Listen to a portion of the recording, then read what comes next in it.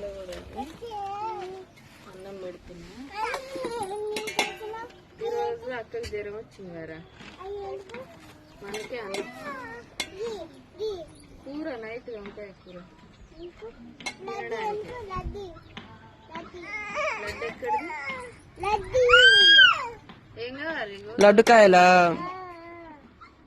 లడ్డుకాయలు అంటే లడ్డు వంకాయలు తెస్తావా? ఇగో తెస్తా అని పోతుంది, చూపిద్దామని.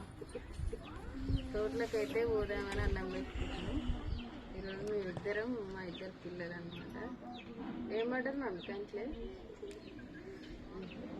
కూర పెట్టు. కూర అయితే రాకుతే వంకాయ ఫ్రై తెచ్చినావా? చూపి.